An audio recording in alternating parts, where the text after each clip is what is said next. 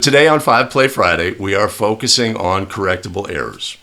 Correctable errors, we don't want them in our game. We work hard to prevent them, but we must learn how to properly adjudicate, right? One of the dangers of saying, well, here's my approach to correctable errors. Never have them in your game. Have all of these habits built into my game so that they cannot happen. They can't happen, but it will happen.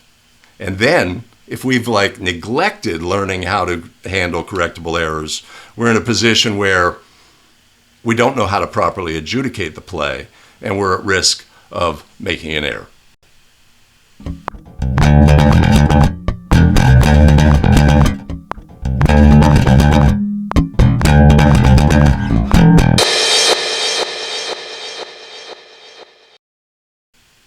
Greetings and welcome back to another episode of 5 Play Friday, the show where we look at plays using National Federation of High School Basketball rules, take the positives, learn from the negatives, and get better as basketball officials. Greetings again, everybody. My name is Greg Austin with abetterofficial.com. We craft video to help basketball officials get better and take control of their officiating career. Now would be a great time to do all the things. Hit like, subscribe, notify so you don't miss out on any of our new content, including our live streams that happen every Wednesday and Friday, 7 a.m. Pacific, 10 a.m. Eastern. As always, have to thank our fantastic channel supporters, Vic Horton, Yvette Perry, Thomas Burnside, Robert Visilia, and the super supporter, Mike Wong. Much appreciated and much love. You can always buy us a coffee. There'll be a link above. All right, today we're continuing with correctable errors. We're going to have video from correctable error scenarios. Now, correctable errors video, usually we present a clip. It's very short. It's 15 seconds. It's 20 seconds. Here's a slow motion replay, etc. But correctable error scenarios occur over a larger period of time. So our clips are going to be a little longer, but what we've done is done some acceleration at key points along the way so that we get the gist of it, we get to it quickly. Okay, but that's our layout for the show. With that, let's get started with our very first play scenario.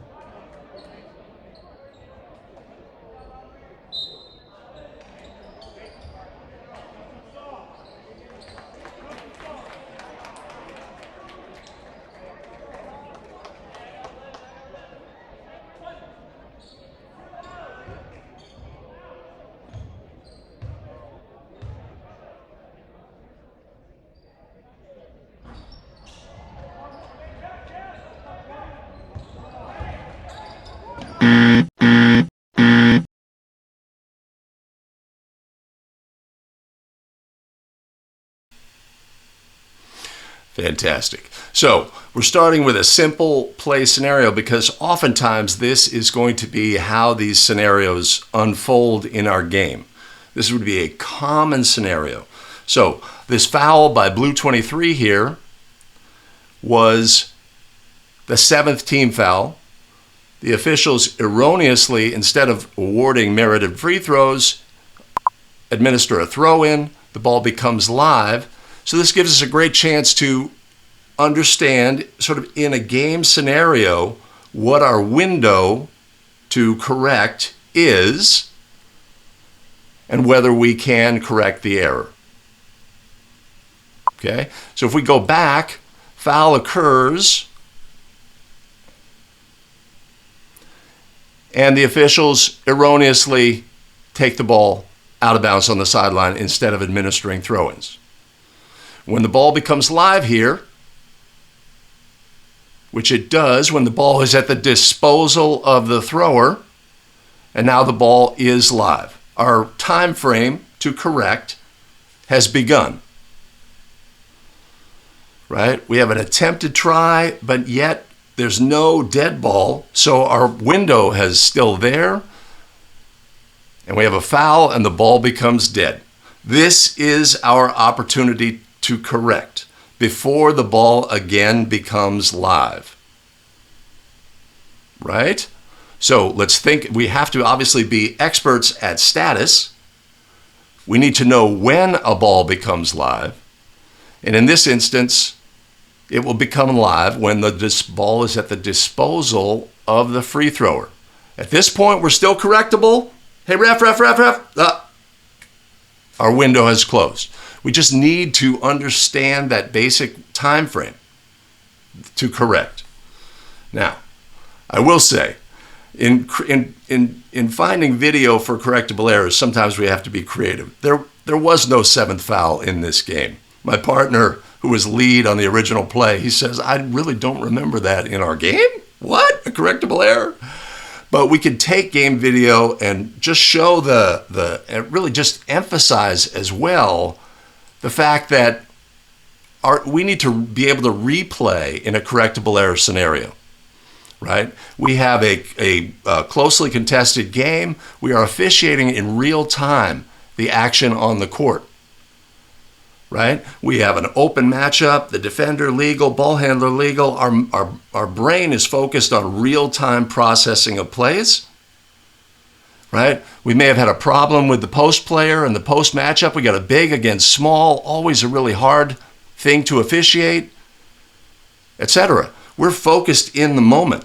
And if we get presented with a situation where, hey, ref, that last foul, we have to replay in our mind, and that's very challenging, as we'll see in other play scenarios.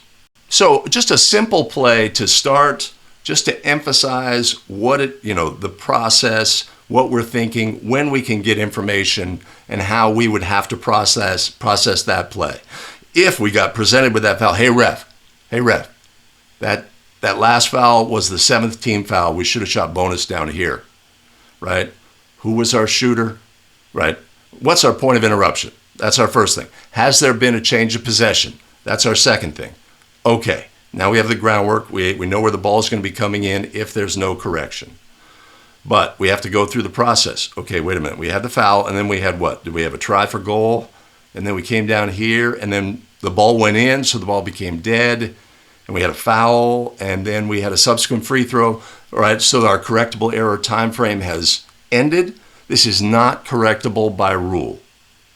Now, we may have a coach who doesn't like that information. We may need to manage that, etc. But that is the ruling. We can do that individually, as we'll see in a later clip, or we can do that as a crew. But we make the ruling. Apologies, it was missed. Scorekeeper, scoreboard, etc. But we are moving on. All right, fantastic. We're going to move on to play number 2.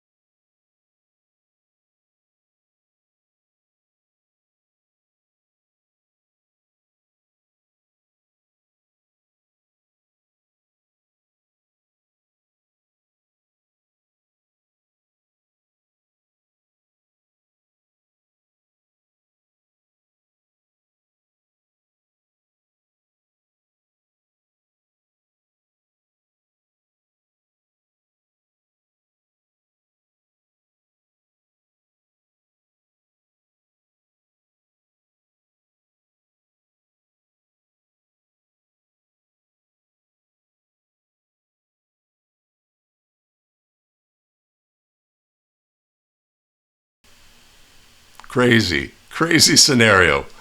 Just a phenomenal play that you're as an official, you're riding the roller coaster. That moment when they, are talking and it's like they're just trying to put things together in real time and trying to do the right thing for the game. That's obvious that the crew is after that on this play. So, pretty simple, straightforward scenario. We have a change of possession and we have a foul in a bonus situation that should have awarded merited free throws. We should have a 1-and-1. Our scorekeeper is making a half-hearted attempt. We would, in our pregame instruction to our scorekeeper, we would want them to say, look, if we're missing any communication, tell your timer to hit the horn, hit it, again and again, and get our attention.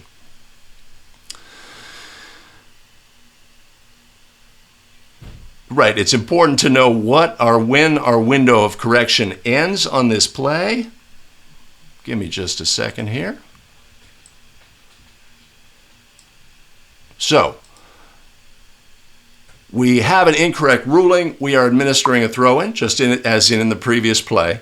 And this, once we administer that throw-in and the ball becomes live, we have until the next dead ball, that dead ball period, to make the correction on the play. Ball is thrown out of bounds. Get out of the way, ref.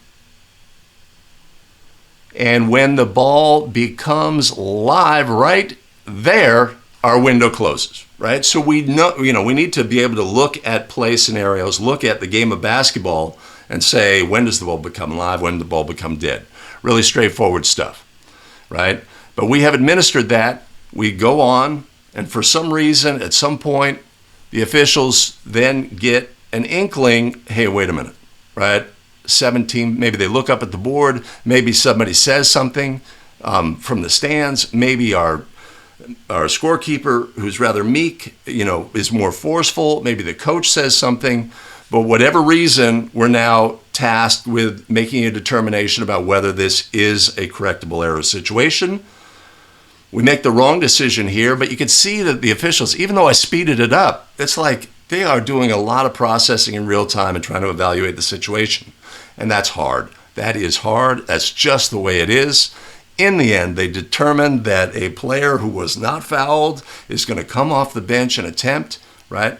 So there's a number of mistakes that are made. We are then entering another correctable error scenario by having a unmerited free throw, right? Because the period had ended. Now we have an unmerited free throw being attempted, and it is what it is. Now, if we go back, right, and take a look, we have another official in the stands. So this seems to be some sort of training environment. It looks like a scrimmage. This is a low-stress environment, and that's fantastic. And low-stress environments, it's great when we make our mistakes there so that when we get into larger scenarios, bigger venues, more important, higher stress, we've made the mistake and learned from it.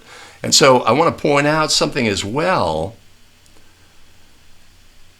that our official on this play on his YouTube channel has a specific breakdown of all the mistakes that were made on his play, right? I will put a link in the show notes below, Prager on YouTube, his channel.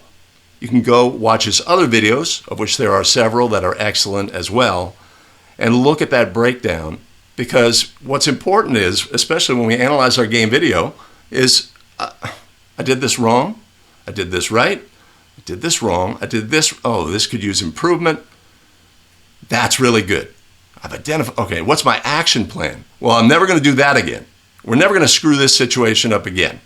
And the reason is because I'm going to dominate correctable error rules, understanding, etc. I'm going to do a better job of being aware of team fouls. Obviously, in this situation, maybe we didn't say, hey, next foul is bonus. That habit is not yet in my game. I need to improve. So kudos to Prager for doing that extensive breakdown of all the things that happened wrong on the play. That's why we analyze our game video. That's why we look at others' game video, so that we can get better and be better for the game of basketball. If we knew it was a bonus situation, how would we want to behave as a non-calling official? Right? Hey, partner, that's 7. Is that our shooter? Was that a team control foul? Did we have a change of possession? Right? We need to clarify at the spot, and then we avoid that, obviously. So that's a habit we want to have, but obviously we have to be aware that the next foul leads to bonus free throws. And that's something that's super easy to see in your game video. I watched my game video when the 6th team foul occurred. Was there crew communication? Did all crew members know that the next was bonus? Was there internal communication in the appropriate fashion? It's an easy fix. So it's a great learning play, and it's one where just put yourself in that huddle on the court, right? You want to do the right thing. You're putting together pieces of information. Maybe it's spotty. I think this happened, etc. In the moment, we could tell a coach exactly what happened on this play. On this play, the defender moved forward, put their hands on, 2 hands, specifically in the moment, right? We're perfect in the moment, right? Didn't have legal guarding position, extended a leg, brought her hand down, all these things. Easy to communicate those. But when we have to think about, well, okay, the thing that happened 35 seconds ago, it's hard. It's a challenge. Okay, but we're going to move on to our very next play scenario, featuring a new segment on the show, I've Made Mistakes Too. Mistakes, I know I made a few.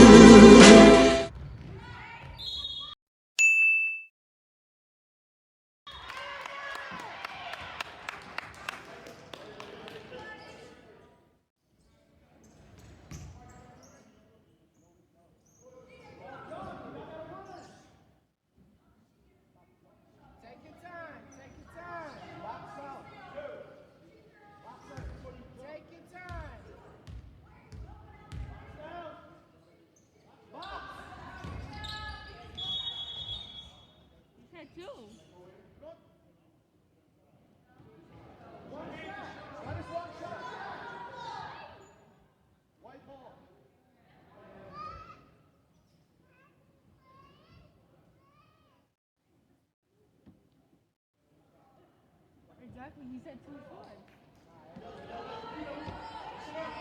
Exactly, it was just 1, but he said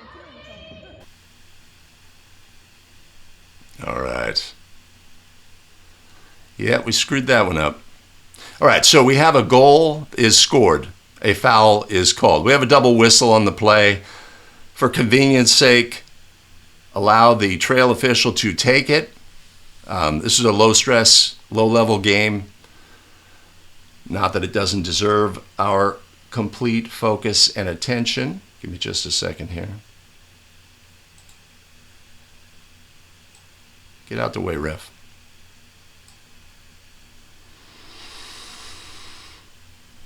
Right? So this is just a good example of first of all, is that sometimes the players know what's going on more than we do.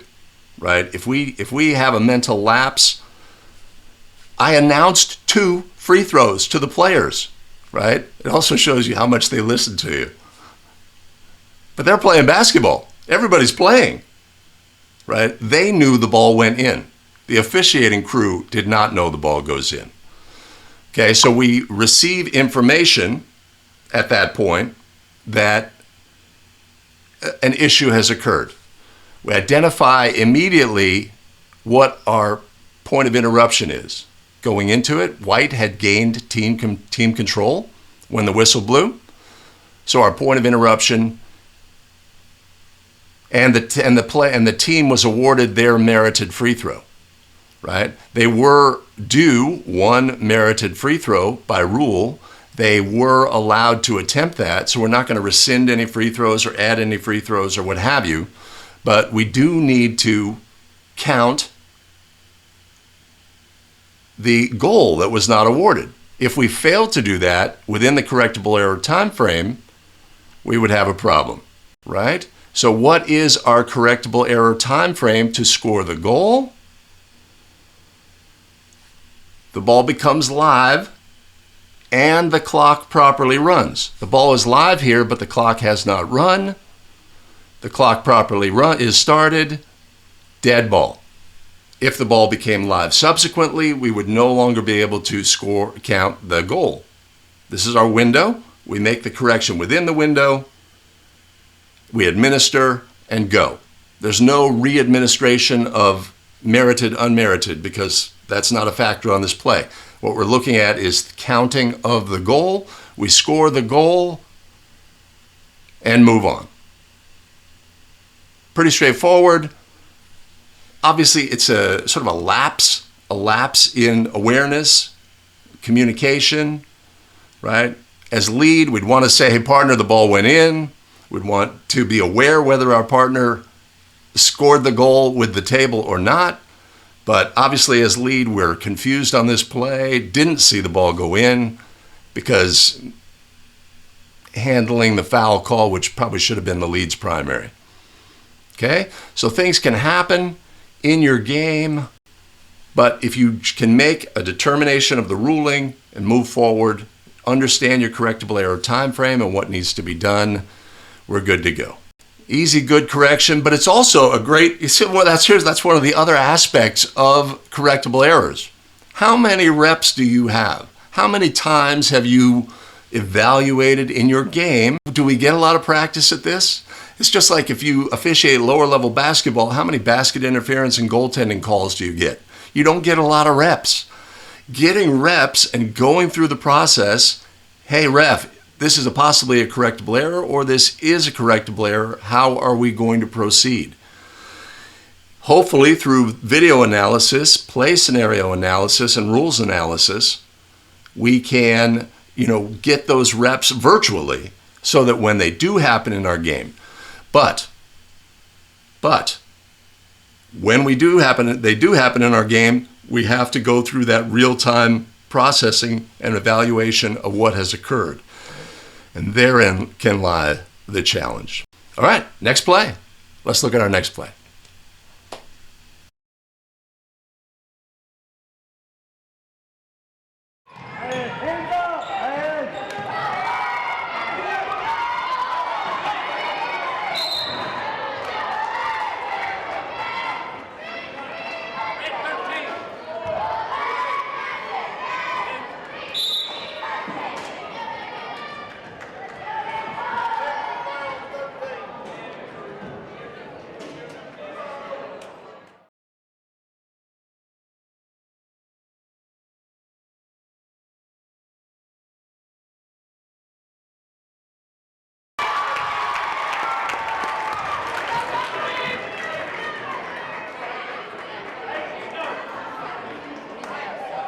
That's right, 2 more.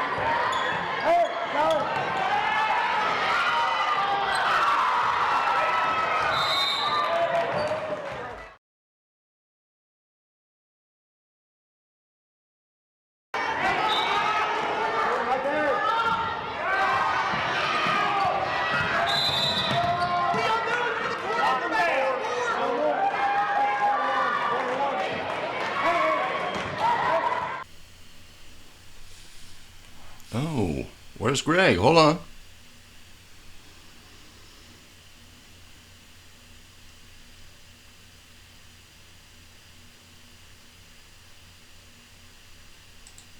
All right, so I really like this play. There's a lot to unpack here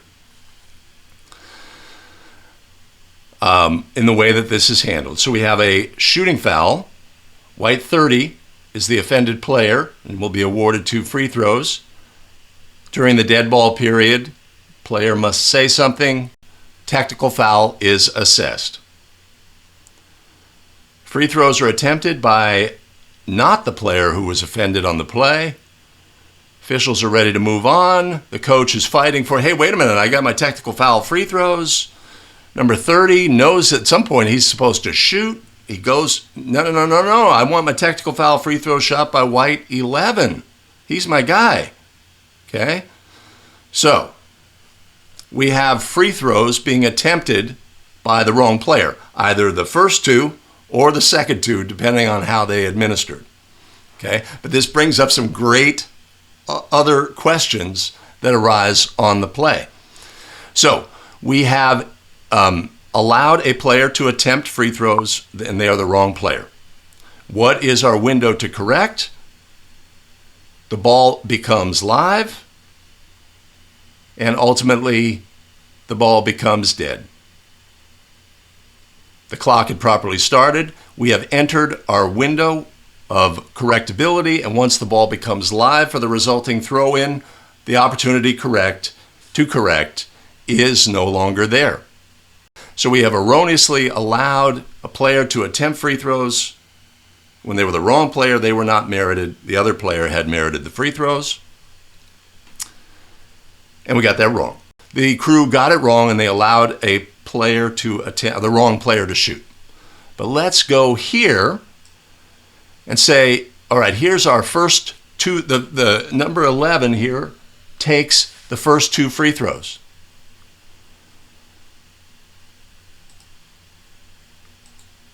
What if at this point, as the officiating crew, they are informed, hey, wait, ref's the wrong shooter. That was the wrong shooter. He was attempting the technical foul free, or there to attempt the technical foul free throws, but number 30 should have shot. Then what do we do? Because although we've done it out of sequence, number 11 has attempted his merited free throws, or the merited free throws for the technical foul. We could then put 30 on the line for 2, have him attempt his, and then resume with a division line throw-in at the division line opposite the table, right? The merited free throws were attempted even though they were out of sequence, right? So that's a good puzzler. I would say we're not reattempting those. We've just done things out of sequence. Now, why did this crew do things out of sequence? Right? There is zero crew communication, right? We have a close game. It's the end of the game. Obviously, both teams have a chance to win. This kind of environment deserves our best attention. But as we saw in I Make Mistakes Too, sometimes our attention lags. Jacob, the technical foul free throws come first, right? Jacob, it's National Federation of High School Basketball rules, and we administer foul penalties in the order of occurrence. So, what did we have? We had a shooting foul, followed by a technical foul. We administer the penalty for the shooting foul, then we administer the penalty for the technical foul, and resume with a division line throw-in opposite the table. Let's move on. Fabio in the low post, looking for the foul. Mata with the rebound. Not a smart foul there by Peralta.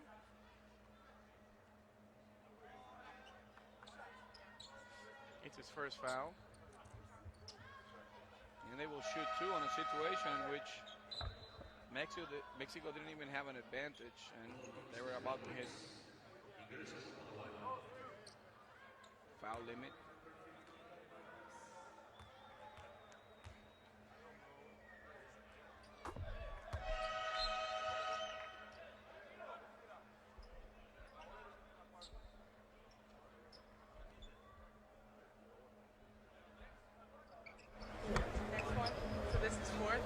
Backcourt, so we wipe the basket.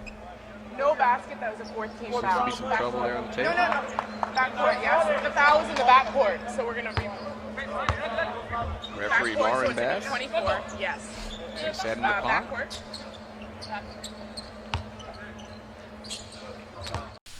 Pretty impressive, Lauren. So in our previous last episode, We had a masterclass by one of the officials working center to new trail. I consider this a masterclass by Lauren Holtkamp. I don't know why she's on this FIBA game. That's cool.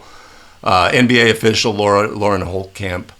And everything about, once she gets the information, everything about demeanor, attention to detail, precision, communication, confidence, it's all there, right?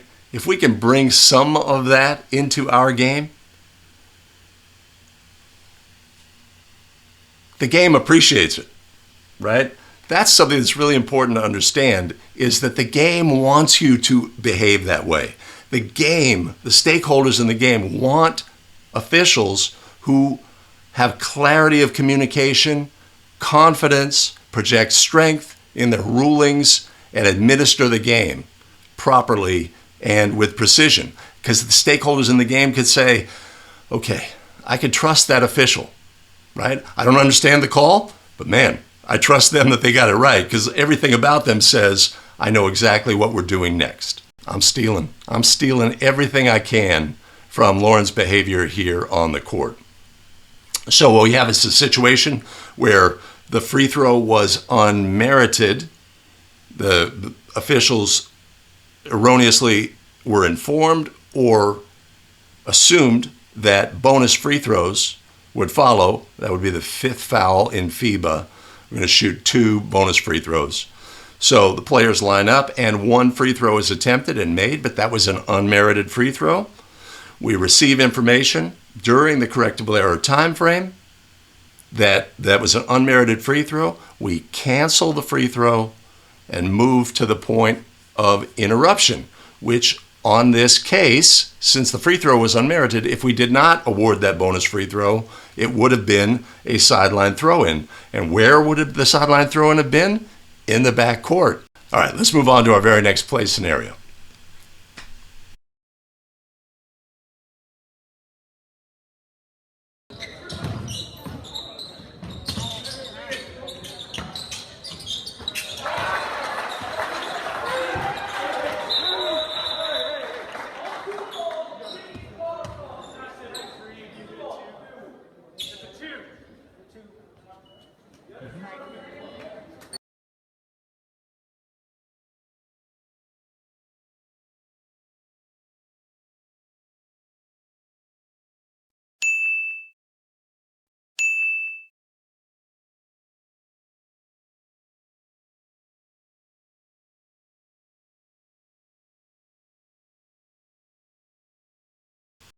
All right, fantastic. All right, so this play was submitted by Jason Hayes, super supporter Jason Hayes. We've got a 2-point goal, and one of the officials erroneously indicates that it is a 3-point goal. Assume that 3 points were put up on the board. Our opportunity to correct has not even begun. Well, our opportunity to correct has begun, but the ball has not even become live, right? Great awareness by the new trail that there is a disagreement between his crew about what the ruling is. Clarify the ruling, direct the scorer, what's going to happen next, and move forward quickly. A lot of the same attributes that Lauren Holtkamp just displayed on display here. Right? Recognize the situation, understand the situation, what needs to be done, correct. In this instance, that's a 2-point goal, and move forward. Also a great example of using the game, crew, you philosophy, right? We're potentially putting our crew members in a weaker light, right? Like I'm fixing a mistake that they've made. Right? But if we're putting the game first, this is how we proceed is simple, straightforward, right? It's all about the game first, not about you who erroneously scored or whatever. And there's no calling out or anything like that. So it's handled extremely well in this instant. Game, crew, you. If we put the game first and what the game needs, it's easy for us to make the correct decision on the play. We've got our official gives a super subtle 2-point signal, right? I don't want my scorer to be confused. I don't want my partners to be confused. I'm going to use a more emphatic signal. Not one that's like, hey, look at me, that's only 2 points, and waving our hands around. But I may be more emphatic with, pointing on the 2-point scenario. Approved NFHS mechanic? No. Make the game better? Yes. Prevent situations like this? Yes. Potentially, right? A little too subtle, I thought, by the center on this. But great recognition by the new trail official, because we've got a coach who jumps up, right? There's a clue. We get information. Something is amiss. We see one partner holding this, one partner doing this. We just need to clarify. Just clarify, get it correct, and move on. Jacob, self-deprecation. Yeah, excellent. Probably just bad enough officials so that I never notice my errors. Well, that's one of the things about correctable errors is they may be happening in our game, but we do not even realize it. That's a possibility as well. I mean, you can imagine correctable error scenarios popping up and officials, table never notifies, coaches never notify. Like in that previous play where by Prager, where at some point it's like, oh, wait a minute, we have to address this. It'd be easy to see that point never arriving and the game just moves forward. So that's, again, one of the things about analyzing our game video is when we review our game video, sometimes things pop out, like the camera is showing the scoreboard, and I can see, oh, wait a minute, that was the 7th team foul. And we didn't award free throws. Oh, my goodness, right? All right. So that last play by Jason was submitted, sent the clip in. You can always submit plays at abetterofficial.com/submit plays, and there will be a link in the show description as well. Submit your plays. Let's get them on the show. A lot of great things from them. This is really challenging to find video of correctable error scenarios, and hopefully we don't discover correctable error scenarios when we analyze our own game video, that we've done all the things and we prevent. But as part of this week, we had the Masterclass Monday, we had a basketball rules expert covering correctable error scenarios by rule, using rules, case play, and language. And then today we look at plays and reinforce them. Hopefully through the process of the cycle of class, plays, video, we have a stronger understanding of correctable error scenarios and are better able to both adjudicate if they happen in our game, but also to prevent, because we see the cracks in the officiating crews that we watched. There's a little window of opportunity here, failure to communicate here, spot of the foul mechanics here. All of those things just create little opportunities for correctable errors to creep into our game and put us potentially in a tough scenario. So hopefully this cycle is there. I'll put a link above to the entire playlist in case you missed any of the previous videos. Hey, thanks for joining us today on 5 Play Friday. Hope you found value and can take something from the video scenarios and our rules discussion and bring it into your game so that you can be a better basketball official. Now would be a great time to do all the things. If you haven't already, hit like, subscribe, or hit like, subscribe, and notify so you don't miss out on any of our new content, and share the video with other basketball officials who could find value as well.